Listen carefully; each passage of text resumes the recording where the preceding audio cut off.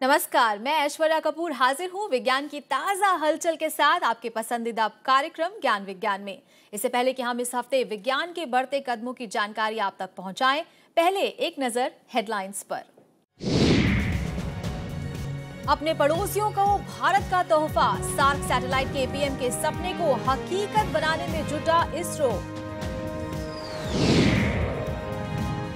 2 दशकों में 67% तक बढ़ सकती है पशु उत्पादों में एंटीबायोटिक्स की मात्रा, नए रिसर्च में दावा। मांस के शौकीनों के लिए चेतावनी की घंटी। तबाही से जीती जिंदगी, हुदहुद तूफान की तबाही के बावजूद आंध्र और ओडिशा के तटों पर कछुओं की प्रजनन दर में इजाफा। 28 मार्च को दुनिया भर में मनाया गया अर्थ आवर। ग्लोबल वार्मिंग के खिलाफ चिंता जाहिर करने के लिए लाखों लोगों ने बुझाई बत्तियां।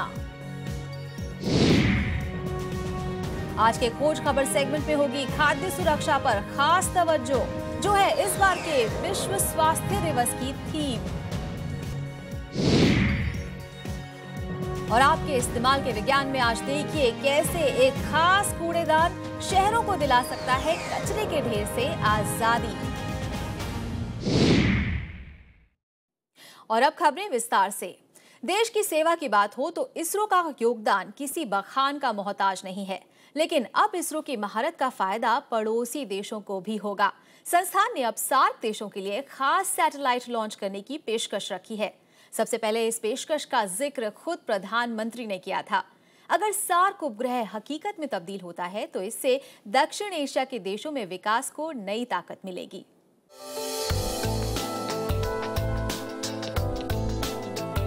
चंद्रमा से लेकर मंगल तक भारत की स्पेस तकनीक अंतरिक्ष में मील के कई नए पत्थर स्थापित कर चुकी है।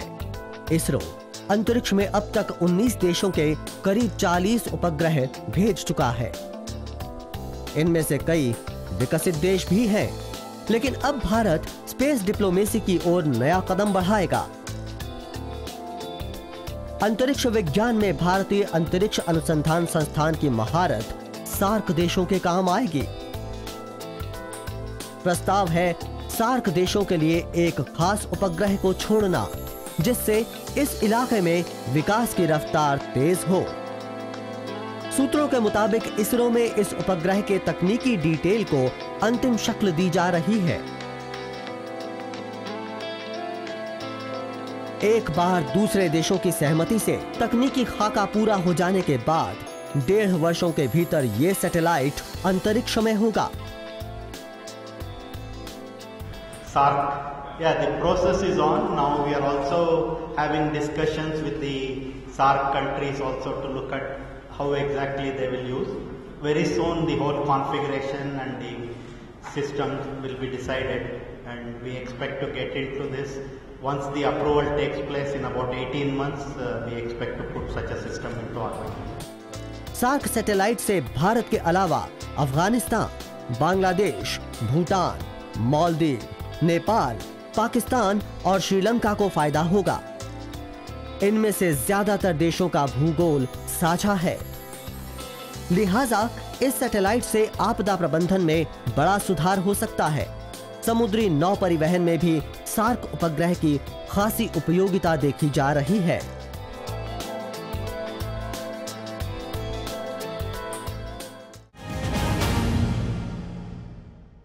अगर आप मांसाहारी हैं तो सावधान हो जाइए।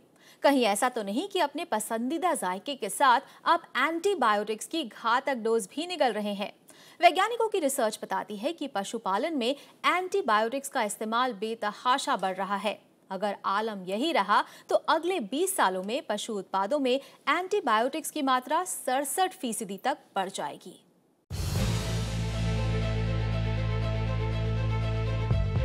पिछले साल चिकन खाने वालों के जायके में विज्ञान एवं पर्यावरण केंद्र के खुलासे ने चिंता घोल दी थी। संस्थान की रिसर्च में खुलासा हुआ था कि दिल्ली और आसपास के चिकन के नमूनों में एंटीबायोटिक्स की मात्रा खतरनाक हद तक ज्यादा थी। अब 1 साल बाद मांसाहार पसंद करने वालों के डर की दोबारा पुष्टि हुई है। प्रिंसटन यूनिवर्सिटी के वैज्ञानिकों ने ताजा रिसर्च में दुनिया भर में एंटीबायोटिक्स के इस्तेमाल का खाका तैयार किया। उन्होंने इस काम के लिए सांख्यिकी के ऐसे तरीकों का इस्तेमाल किया जो पशुओं की आबादी के मुताबिक एंटीबायोटिक्स के इस्तेमाल की जानकारी देते हैं। इन वैज्ञानिकों ने पाया कि दुनिया भर में किसान पशुपालन में एंटीबायोटिक्स का बेतहाशा इस्तेमाल कर रहे हैं। इस रिसर्च के आंकड़ों के मुताबिक अगले 2 दशकों के दौरान पशुपालन में एंटीबायोटिक्स की खपत 67% तक बढ़ जाएगी। वैज्ञानिकों के मुताबिक ब्रिक्स देशों यानी ब्राजील, रूस, भारत, चीन और दक्षिण अफ्रीका के लोग इस अरसे में पशु उत्पादों के जरिए 99% ज्यादा एंटीबायोटिक्स का सेवन करने लगेंगे। बात भारत की करें तो मीट के जरिए एंटीबायोटिक्स की खपत 15 साल में 2 गुनी से ज्यादा हो जाएगी। रिसर्च ये भी कहती है कि मुर्गी पालन में एंटीबायोटिक्स का इस्तेमाल वर्ष 2010 से लेकर 2030 के बीच 477% तक बढ़ेगा। सुअर पालन के लिए ये आंकड़ा 164% है। हम में से ज्यादातर लोग नहीं जानते कि पशुओं को बीमारी से दूर रखने के लिए पशुओं को किस हद तक एंटीबायोटिक्स दिए जाते हैं। पशु और पक्षी तेजी से बढ़ें, इसके लिए उनके आहार में भी एंटीबायोटिक्स मिलाए जाते हैं। खासकर विकासशील देशों में मीट की बढ़ती मांग को देखते हुए उत्पादन बढ़ाने का दबाव एंटीबायोटिक्स के इस्तेमाल को बढ़ावा दे रहा है। एंटीबायोटिक्स न सिर्फ जहरीले होते हैं, बल्कि ये रोगाणुओं की प्रतिरोधी क्षमता भी बढ़ाते हैं।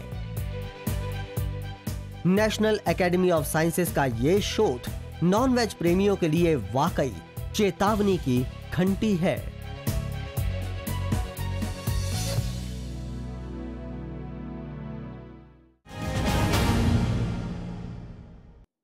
कुदरत की तबाही की ताकत से कोई निपट सकता है तो वो है कुदरत की जिंदगी देने की फितरत।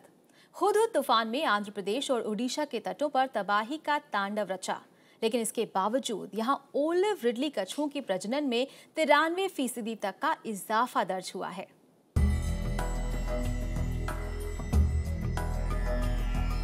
कुदरत के अंदाज भी निराले होते हैं। जो हुदहुद तूफान हजारों लोगों के लिए बर्बादी लेकर आया था, वही दुर्लभ ओलिव रिडली कछुओं के लिए वरदान साबित हुआ है। आंकड़े बताते हैं कि इन कछुओं के घोंसला बनाने और प्रजनन की प्रक्रिया रिकॉर्ड स्तर तक कामयाब रही है। वैज्ञानिकों के मुताबिक हुदहुद तूफान के बाद कछुओं के 93% अंडों से बच्चे निकले हैं। आशंका थी कि अक्टूबर 2014 में आए इस तूफान का खामियाजा ओलिव रिडले कछुओं को भी भुगतना होगा, लेकिन इससे उलट हुदहुद न सिर्फ तटों से पुरानी जहरीली रेत को उड़ा ले गया, बल्कि कछुओं के लिए ताजा सुनहरी रेत भी छोड़ गया। इस रेत से कछुओं को घोंसला बनाने की प्रक्रिया और अंडे सेने में मदद मिलती है। कछुओं के संरक्षण के काम में लगे नारायण राव ने इस साल ओलिव रिडले कछुओं के 294 घोंसलों का पता लगाया है। अब तक 38,000 अंडे जमा किए जा चुके हैं। ये पिछली बार से 2,000 ज्यादा हैं। మొత్తం ఇప్పుడు వరకు కూడా 38,000 రూపాయల 38,000 ఎగ్స్ ఇప్పుడు వరకు కలెక్ట్ చేయడం జరిగింది। ఈ సంవత్సరం అయితే 38,000 వరకు ఎగ్స్ కలెక్ట్ చేయడం జరిగింది। లాస్ట్ ఇయర్ అయితే 36,000 చిల్లర ఎగ్స్ కలెక్ట్ చేయడం చేశాం। नतीजा यह है कि औसतन 200 से 300 नन्हे कछुओं को समंदर में छोड़ा जा रहा है। ओलिव रिडले कछुए आमतौर पर प्रशांत महासागर और हिंद महासागर के गर्म पानी में फलते फूलते हैं। The coastal development problem has to be addressed by having a more comprehensive and integrated plan for the coast, which involves also the environment as well as local livelihoods. वो एक साथ बड़ी तादाद में अंडे देने के लिए मशहूर हैं। इसके लिए मादा कछुआ साल में मार्च के आखिरी हफ्तों में तट पर आती है। इन अंडों को रेत के भीतर दबाकर सेया जाता है और 6 से 7 हफ्तों में कछुए रेत से निकलकर खुद ही समंदर तक पहुंच जाते हैं। ओडिशा के कई तटीय इलाके इन कछुओं के लिए घोंसला बनाने की पसंदीदा जगह हैं।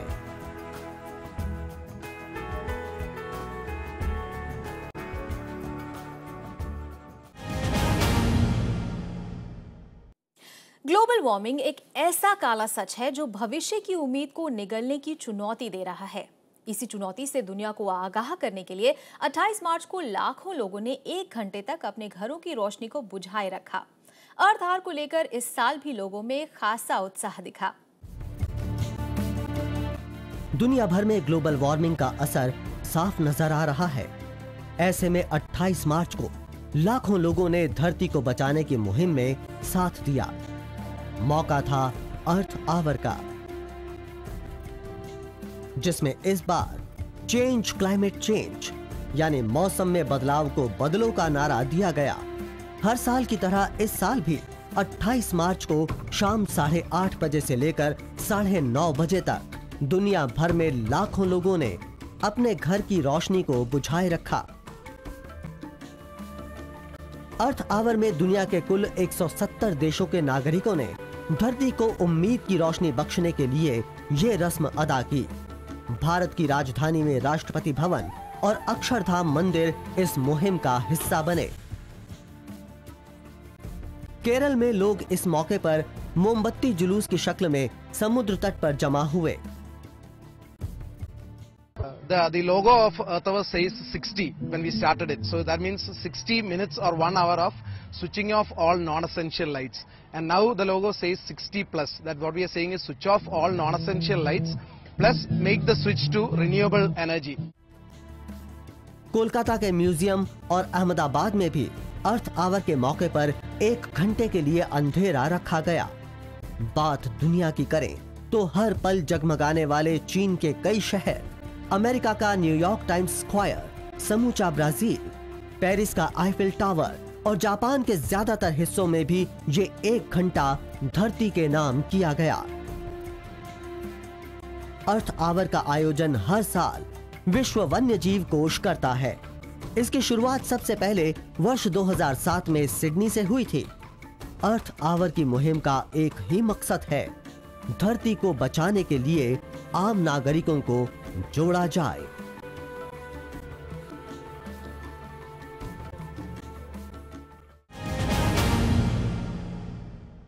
कार्यक्रम में वक्त हो चला एक छोटे से ब्रेक का, लेकिन आप कहीं मत जाइए, देखते रहिए ज्ञान विज्ञान।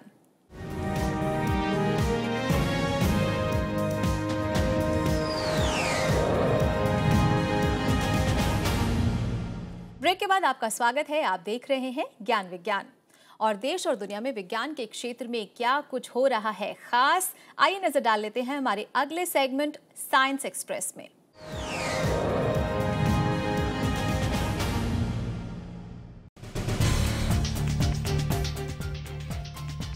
जापान का पहला रोबोट अंतरिक्ष यात्री किरोबो कामयाब मिशन के बाद धरती पर लौट आया है। इसी के साथ किरोबो ने Guinness book of world records में अपना नाम दर्ज करवाया है। किरोबो को टोयोटा कंपनी ने डेंसू और जापान एरोस्पेस एक्सप्लोरेशन एजेंसी की मदद से बनाया है। ये रोबोट दिसंबर 2013 में अंतर्राष्ट्रीय स्पेस स्टेशन पहुंचा था। यहां किरोबो ने कई अहम प्रयोग किए और धरती को अंतरिक्ष से नीली LED रोशनी जैसा दिखने वाला बताया। किरोबो को धरती की सतह पर सबसे ज्यादा ऊंचाई पर जाने वाले रोबोट और अंतरिक्ष में जाकर बात करने वाले पहले रोबोट के तौर पर गिनीज बुक में जगह मिली है। 4 अप्रैल को दुनिया पूर्ण चंद्र ग्रहण की गवाह बनेगी। कुछ लोग इसे ब्लड मून के नाम से भी जानते हैं। इस साल इस तरह के 2 चंद्र ग्रहण होंगे। अगला पूर्ण चंद्र ग्रहण 28 सितंबर को नजर आएगा। 4 अप्रैल को चंद्रमा लगभग 3.5 घंटे तक के लिए ग्रहण के साए में रहेगा। करीब 5 मिनट तक वो पूरी तरह छिप जाएगा। ब्लड मून सबसे ज्यादा साफ उत्तरी अमेरिका, दक्षिणी अमेरिका, एशिया और ऑस्ट्रेलिया के कुछ हिस्सों में दिखेगा।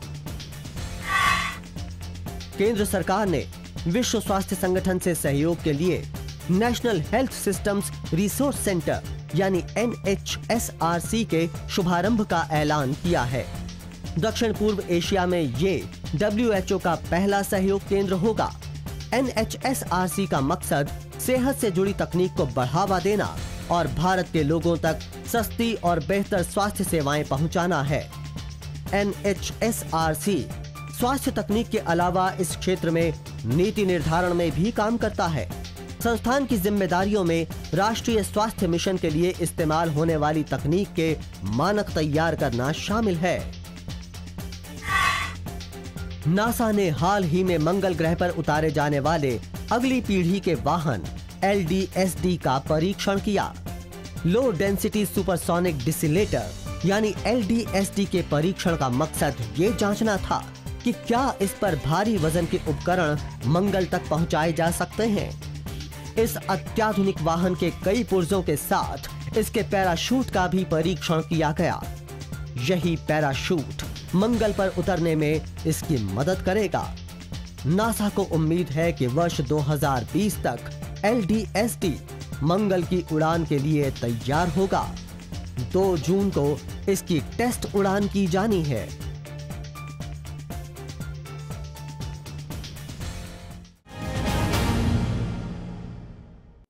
कहते हैं भूखे पेट तो भजन भी नहीं होता, लेकिन खाने का ख्याल ना रखा जाए तो ये कई घातक बीमारियों की वजह भी बन सकता है। स्वच्छ भोजन सेहतमंद जिंदगी की बुनियादी जरूरत है और इस बार के विश्व स्वास्थ्य दिवस की तवज्जो भी इसी बात पर है। खाद्य सुरक्षा, खेत से लेकर प्लेट तक कैसे सुरक्षित रहे भोजन। हमारे आज के खोज खबर सेगमेंट में वर्ल्ड हेल्थ डे की इसी थीम पर खास पड़ताल।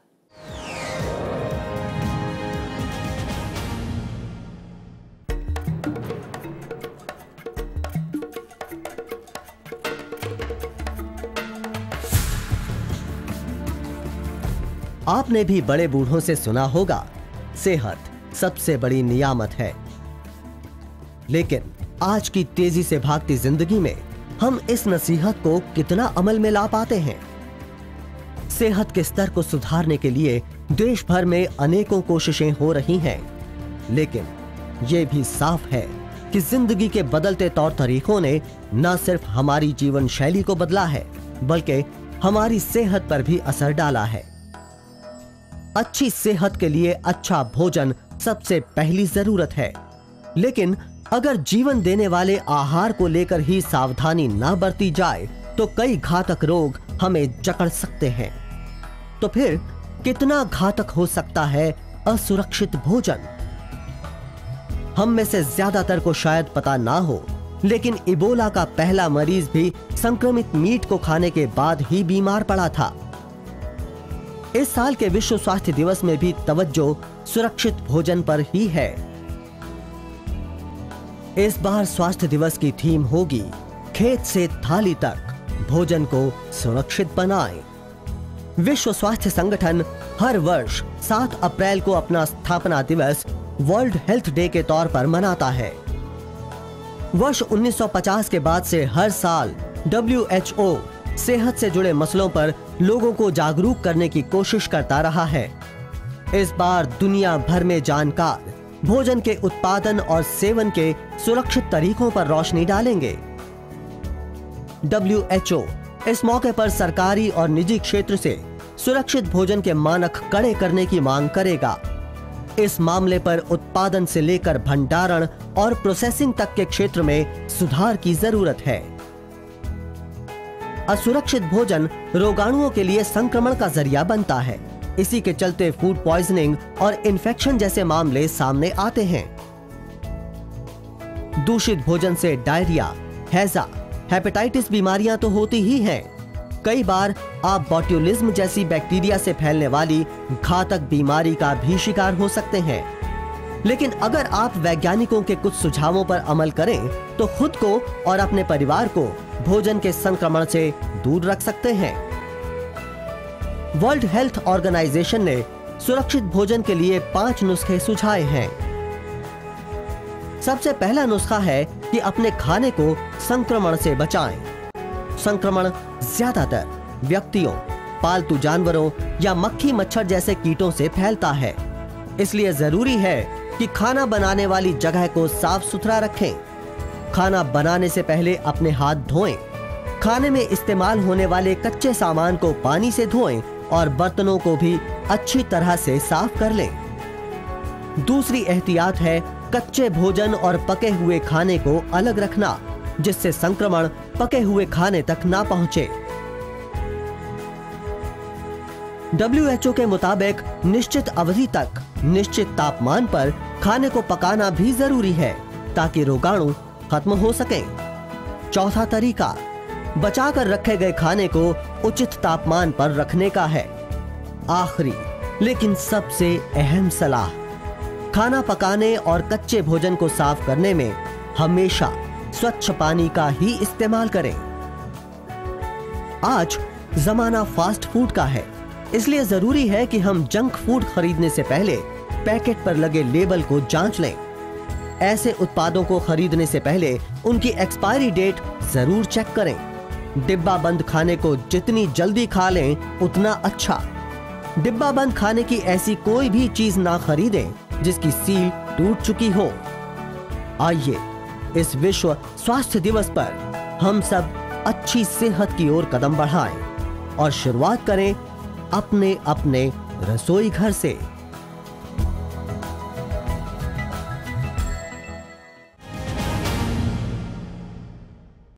और विज्ञान के इतिहास में कितना अहम है ये हफ्ता, जानने के लिए देखते हैं हमारा अगला सेगमेंट इतिहास के पन्नों से।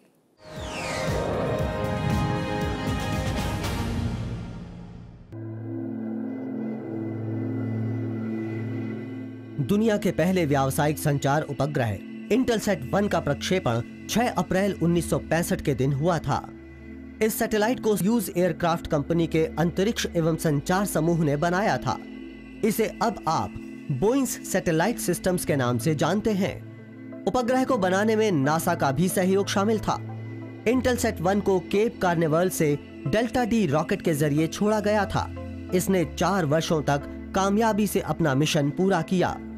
इंटेलसैट 1 के जरिए यूरोप और उत्तरी अमेरिका के बीच सीधे और तेज संपर्क के जरिए खुले। इसके प्रक्षेपण के बाद टीवी और टेलीफोन जैसी सेवाएं भी बेहतर हुईं। जेमिनी 6 नाम के एक अंतरिक्ष यान के क्रैश की लाइव कवरेज को भी दुनिया ने पहली बार इंटेलसैट 1 के जरिए ही देखा। संयुक्त राष्ट्र के विश्व स्वास्थ्य संगठन की स्थापना 7 अप्रैल 1948 को हुई थी। संगठन का मुख्यालय स्विट्जरलैंड के जिनेवा में है और ये यूएनओ के विकास समूह का सदस्य है। दुनिया के 61 देशों ने विश्व स्वास्थ्य संगठन के संविधान पर दस्तखत किए हैं। स्थापना दिवस के तौर पर 7 अप्रैल को हर साल विश्व स्वास्थ्य दिवस के तौर पर मनाया जाता है। हंसाने वाली गैस यानी नाइट्रस ऑक्साइड के असर की खोज करने वाले ब्रिटिश वैज्ञानिक हम्फ्री डेवी का जन्म 9 अप्रैल 1800 ईस्वी में हुआ था। डेवी ने साबित किया कि N2O के केमिकल फॉर्मूला वाले शुद्ध नाइट्रस ऑक्साइड से शरीर को कोई नुकसान नहीं होता जब तक उसमें नाइट्रस गैस ना मिली हो। उन्होंने नाइट्रस ऑक्साइड गैस के जहरीले असर का अध्ययन किया और इस गैस के शुद्धिकरण का तरीका भी ईजाद किया।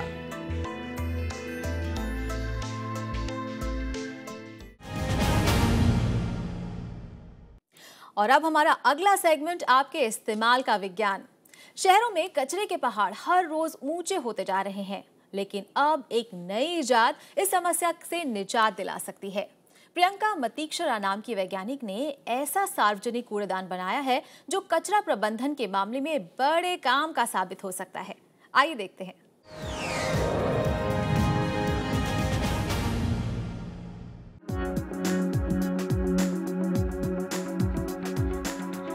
Super stalker 3C। अपनी स्क्रीन पर आप ये आने वाले कल का कूड़ेदान देख रहे हैं।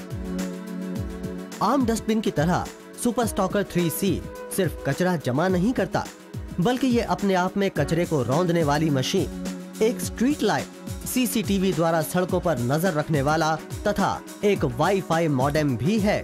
इस कमाल के कूड़ेदान की खूबियां यहीं खत्म नहीं होती। इस सब के लिए सुपर स्टॉकर 3C सौर ऊर्जा का इस्तेमाल करेगा। किसी जासूसी कहानी का हिस्सा लगने वाली ये खोज 11वीं में पढ़ने वाली चेन्नई की प्रियंका के दिमाग की देन है। इस कूड़ेदान में एक खास सोलर क्रशर लगा है जो कचरे को इसके 1/3 आकार तक रौंद सकता है। इससे जगह और अतिरिक्त कचरेदान की कीमत दोनों बचते हैं।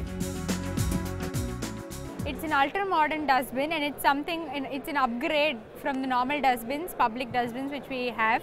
it compresses the stuff till minimum extent it can. Like if there's going to be a banana peel, there'll be like, it will become really small, whereas tin cans, plastic bottles also can be crushed using this mechanism, because we're like using really strong motors. And like glass bottles, it will compress to the minimum extent it can. So it will like, you know, reduce whatever is happening now. It's a step ahead of whatever is existing. ये dustbin खुद को खाली करना भी जानता है। जैसे ही ये भरता है, कूड़ेदान में लगी GSM तकनीक के जरिए डंप यार्ड में इसे खाली करने का संदेश खुद ब खुद पहुंच जाता है। When we throw garbage inside Super Stocker, it compresses to the minimum size it can. So in the place of many dustbins, if we just have this one dustbin, it is enough. And after it gets filled, it sends message to the dump yard saying it is filled. So they can immediately come and collect it without any delay. इससे न सिर्फ कचरे का फैलना रुकता है, बल्कि कचरा प्रबंधन के कर्मचारियों को बेवजह चक्कर काटकर ईंधन भी नहीं गंवाना पड़ता। सुपर स्टॉकर 3C दिन में सौर ऊर्जा जमा करता है और रात के वक्त रास्तों को रोशन भी कर सकता है। इतना ही नहीं, इस कूड़ेदान में लगा CCTV कैमरा आसपास की हर संदिग्ध हरकत को रिकॉर्ड कर सकता है।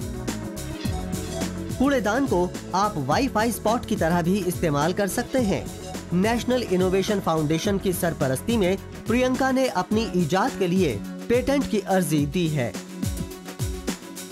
उम्मीद है कि प्रियंका की ये खोज राष्ट्रीय स्वच्छता अभियान का हिस्सा बनेगी।